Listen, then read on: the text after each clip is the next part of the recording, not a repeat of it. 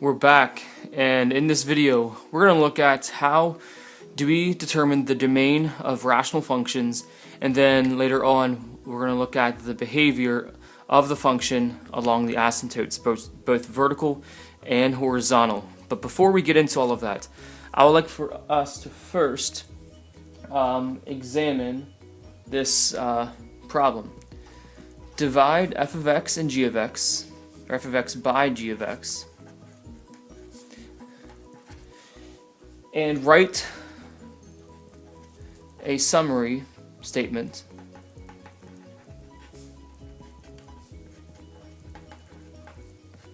in fraction form. Okay, so let's say our f of x is the function 4 minus 3x, and then g of x, let's say it is x minus 5. So we're dividing the two. That would give us 4 minus 3x, x minus 5. We divide that. And I could use long division here, but since my divisor is linear, I can use synthetic division. So I would have 5, and I would have negative 3 and positive 4, because we have to remember, again, that when we use long division or synthetic division, we have to go in descending order in terms of degree. So degree 1 and degree 0. Okay, so that's either with long division or synthetic division, we might have to rearrange the polynomial. Okay, so now solving it or dividing it, negative 3, that would be negative 15, negative 11, and that's it. So what we get from this is that when we divide the two linear functions, we get a constant of negative 3 and then a remainder of 11. So when we say fraction form, this is what we're talking about. We have our quotient and we have our remainder over the divisor. This is fraction form. Now, this is a new function. I should say this is a new function, a new form of the original. So speaking of this new function, what would its domain be?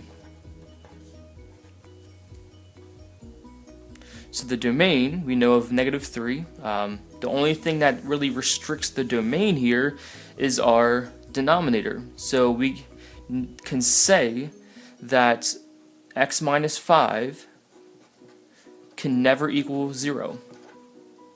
And with that, x itself can never equal positive 5. So our domain, therefore, is negative infinity to positive 5, and from positive 5 to positive infinity. That will be our domain. Again, because 5 would result in a 0 in the denominator. So that was one of I believe, 2 or 3 restrictions to the domain that we've already discussed. So let's try all this again with the two functions here. F of x, let's have 3x squared plus 2x minus 8. And then g of x, let's have this to be x plus 2. So we're going to divide the two.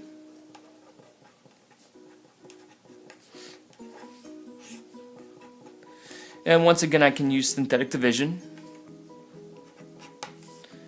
So 3 to negative 8. We're going to solve this really quickly. 3, negative 6, negative 4, positive 8, and 0.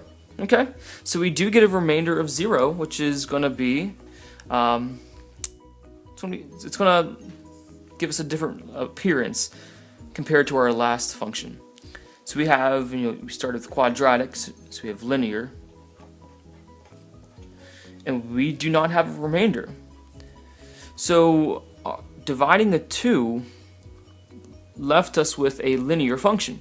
So here, what is the domain? would we say the domain is all real numbers because we essentially have a line with our function? What we can actually say here is this, there is still a point of discontinuity. We are getting a function that has typically a domain of all reals, but when we find domain, we look and focus at the original function. So we looked at the original function, technically we still did up here. So in this problem, we look at the original function. So looking at the original function, we know that x plus 2 can never equal 0, therefore x can never equal -2. So our domain would therefore be -infinity to -2, and then -2 to positive infinity. Just because it appears that the domain is all real numbers, our original function still has this point of discontinuity. And we examined the different types of point of discontinuity: the infinite discontinuity, the removable discontinuity, and the jump discontinuities, those three types. And this is a circumstance of one of those three. This, in this situation, is a removable discontinuity. So one reason why it's called removable is when you simplify this function, you get something that, the discontinuity appears to have gone away, but it is still there. So this appears on the graph, it's a hole on the graph at x of -2. So we could put this into a graphing device, whether it be Desmos, whether it be a graphing calculator, and it would look like a linear function. But if you go to x of -2, we would find that there is no value there because it still looks at the original function and sees that it is discontinuous at that value. So in short, this is kind of the summary of our domain discussion. We always want to look at the original function when calculating the domain, because when we simplify through dividing, that domain might look like it's disappeared when actually it hasn't. So just pay attention to that as we go on with these functions. And I've been saying functions, just generic functions, when looking at these two examples. But the main focus of this lesson is, rational functions. So a definition, let's give a definition just for future discussion. Let's say that given two polynomials,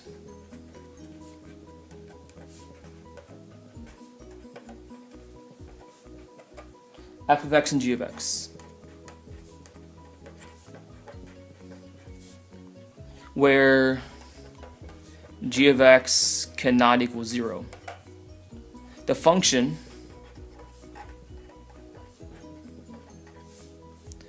f of x divided by g of x is a rational function.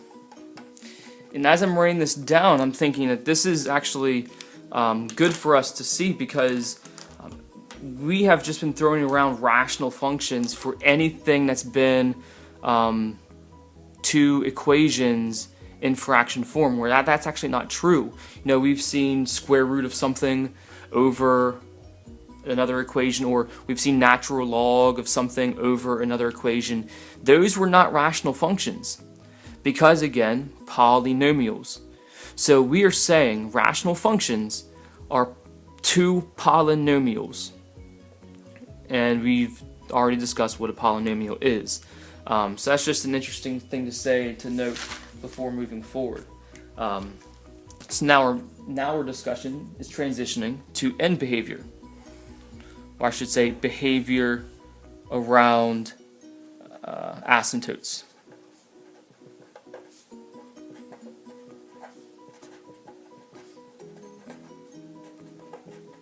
We've gone over how to find the vertical asymptote, how to find the horizontal asymptote already.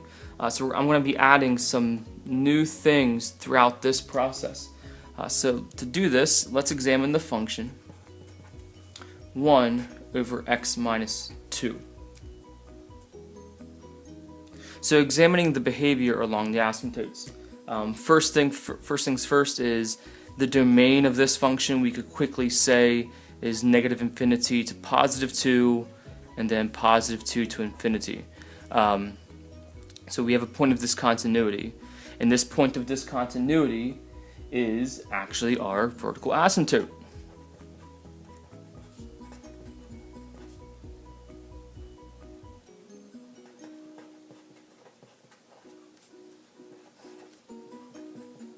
Okay, so I'll say that again. The vertical asymptotes we will be finding from looking at the points of discontinuity. So, question for you: how does the graph behave around x of 2? What does the graph look like? So, if we were to use a device of some sort to actually get a picture, a visual of this function, we would see that at positive 2, we have our vertical asymptote, and we would have our function, and our function would look like this.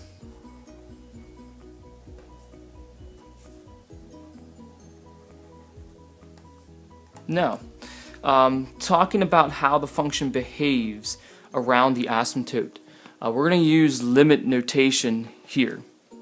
So, the limit notation, how we're going to be discussing the behavior around the asymptote, is we're going to look at how the function behaves as we approach both sides of this vertical line.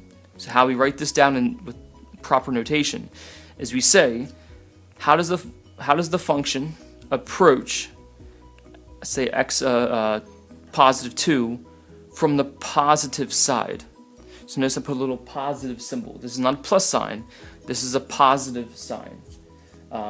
So we're saying this in words again.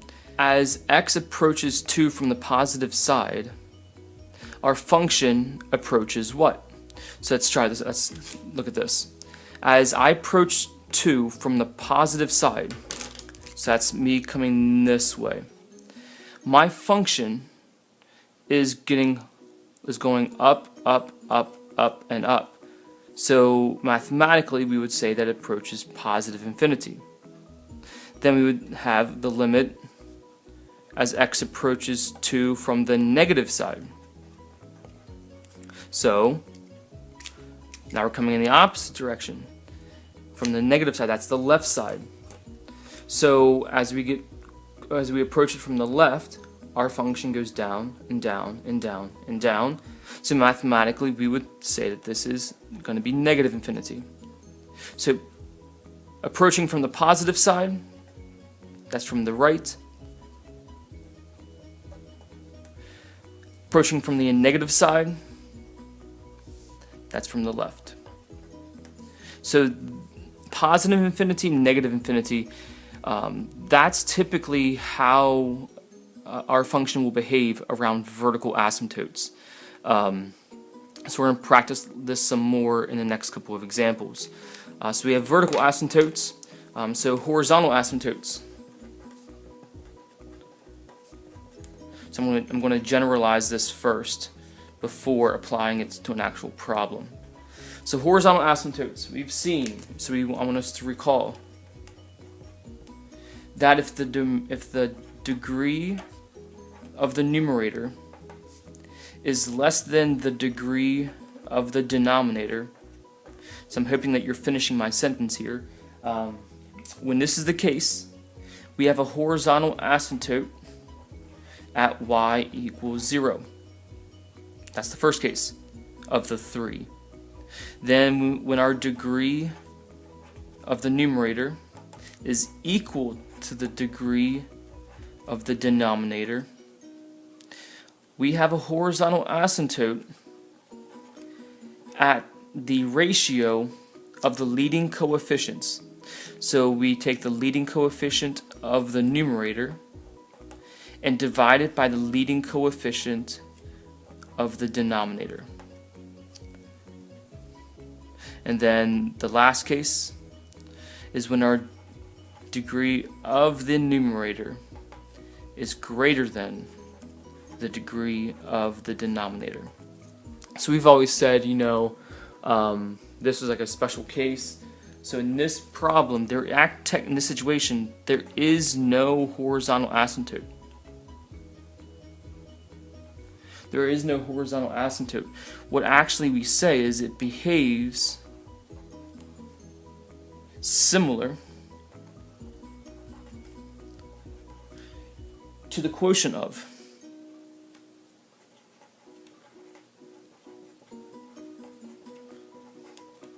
f of x divided by g of x. So again, this might look rather confusing just to see in words, so we're going to apply it in an example here in a little bit. So 3 cases that lead us to say what the horizontal asymptote is. So let's try an example with this.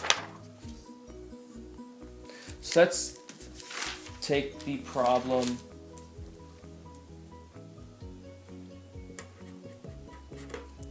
so f of x equals 2x squared minus 1. Let's divide that by x squared minus x minus 6. So this is our rational function, 2 polynomials in fraction form.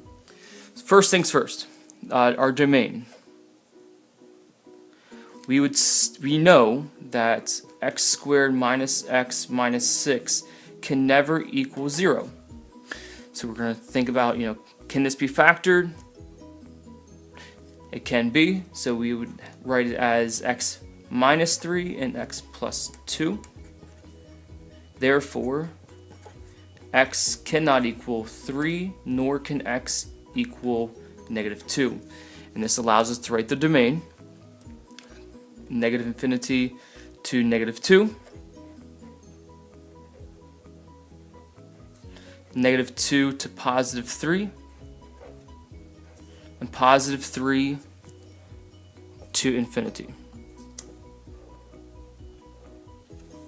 So we have our domain for this function. And at each point of discontinuity, we have a vertical asymptote. So our vertical asymptotes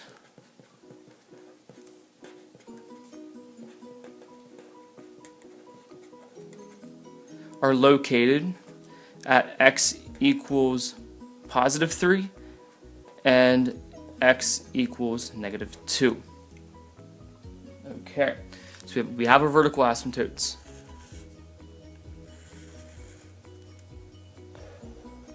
The horizontal asymptotes.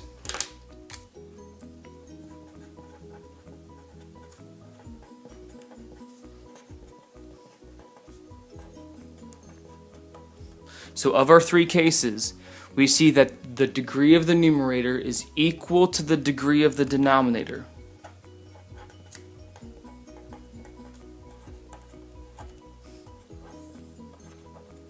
Which leads us to say that we have a horizontal asymptote at y equals, and we said before, we take the leading coefficient of the numerator, which would be 2, and divide it by the leading coefficient of the denominator, which is 1. And here we find our horizontal asymptote. So we have a horizontal asymptote at y equals 2. Okay? So horizontal asymptote, vertical asymptote, we found the domain. So now let's discuss briefly how does our function behave around the asymptote. So this is what's new for us. Let's graph this function real quick. And I'm using, when I'm graphing these, I'm using a tool to help me, Desmos or our graphing calculator to help me just get a picture of it. I don't expect you to graph these by hand yet. But with this function, we see that we get, so at positive 3 and negative 2, we have vertical asymptotes.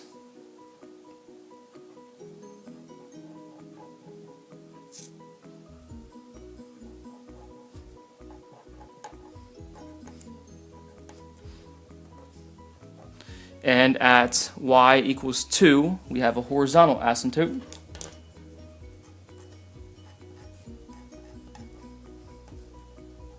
Okay, so when graphing this, we see that our function behaves like this. I'm going to use, let's use purple.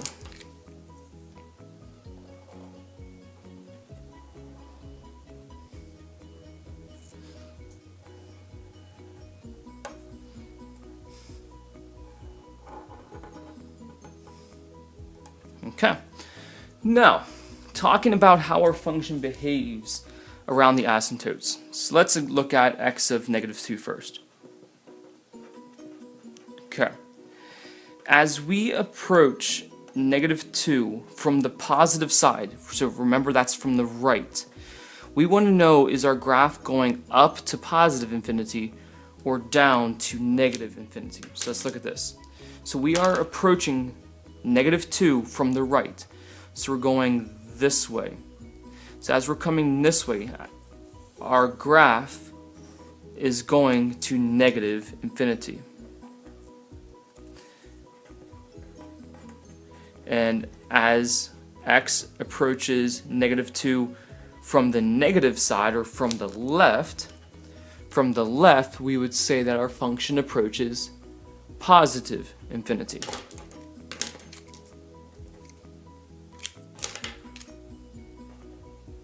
So let's try this again for the other vertical asymptote. So let's say as x approaches 3 from the positive side, so again coming from the right, our function behaves, our function approaches positive infinity here. And as x approaches 3 from the negative side, that's from the left, it goes towards negative infinity. So like I said before, when looking at the vertical asymptotes, these will always be the results: positive infinity or negative infinity. So those are the vertical asymptotes. Now the horizontal asymptote, the limit notation, notation, as x approaches positive infinity. So now we're saying as our x's get really big, so we're going out this way. As our x's get really large, our function approaches, and we saw this 2. And as x approaches negative infinity, so we're going in the opposite direction, to the left, our function approaches again 2. So horizontal asymptote, vertical asymptotes. Okay? So I'll say this every single time. If you have any questions or comments or concerns or confusions, pause the video, write them down, and post those questions in the classroom so that we can answer them as we go along. Now, to end this video, I want us to look at one more example. So let's look at the example, the rational function x cubed divided by x squared minus 9. Okay, so doing this quickly, we can see as far as the domain, x squared minus 9 cannot equal 0. So x squared itself cannot equal 9, and x cannot equal positive or negative 3. So I just quickly solved that. So we found what x cannot equal, which gives us exactly what's needed for the domain. So negative infinity to negative 3, negative 3 to positive 3, and then from 3 to infinity. So our domain here.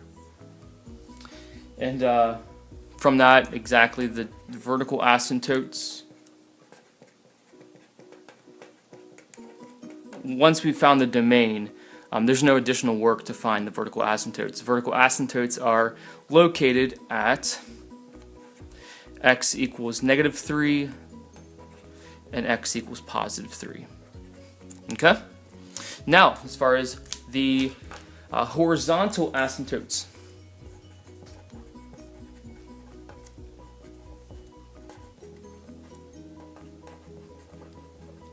So we compare the exponents, the degrees, and we see that the degree of the numerator is greater than the degree of the denominator.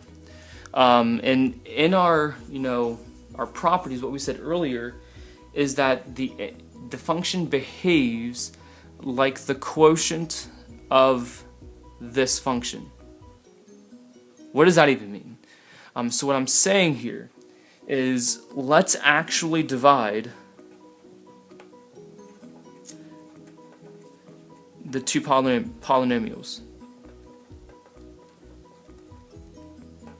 Go ahead and divide the two polynomials here. So, doing so, x squared minus 9, and then x cubed. Again, we have to use long division because we don't have a linear function. So using long division, we have to multiply by x, get x cubed, and minus 9x, and subtract. X cubes cancel, -9 turns to positive 9x, and that's as far as we can go.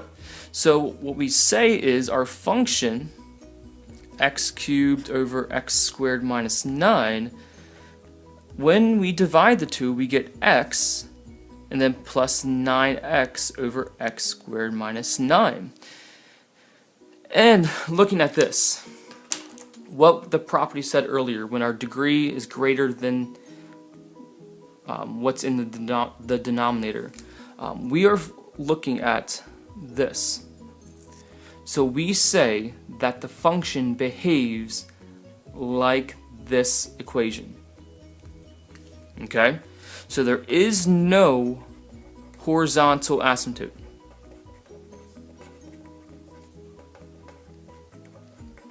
The function f of x behaves like this linear function y equals x. And this could be, 3x, this could be -2x. This is still linear, okay? So we have this, a horizontal asymptote, actually not even a horizontal asymptote, and we have our vertical asymptotes. So using my device, my tool at hand, our graph, we're going to end this video lesson looking at this function. So we have, -3, +3. So, okay, so we have a vertical asymptote at positive and -3.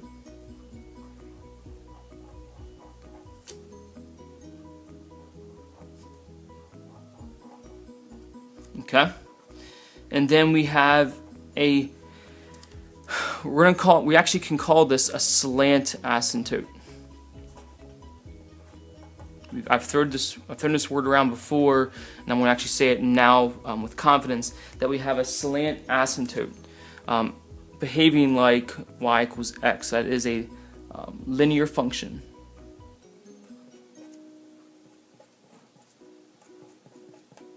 Okay. So our function, with all the asymptotes laid down, our function looks like this.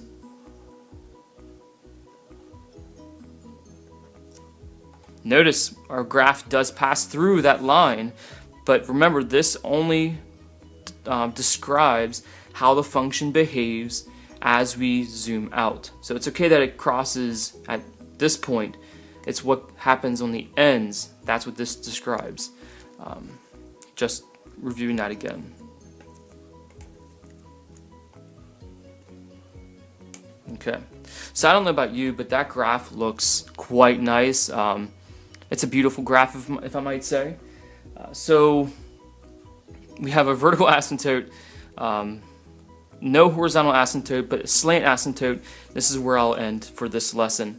A slant asymptote, we reserve that word only when the degree of the numerator is one more than the degree of the denominator. Only one higher. So that could be, x cubed over x squared, x to the power of 17 over x to the power of 16. If the degree is one more, we have what's called a slant asymptote. Okay? So until the next lesson, we're going to come in practicing this skill, just finding the vertical or horizontal asymptotes, but adding to it, describing how the function behaves around each of them. Okay? Until later, bye.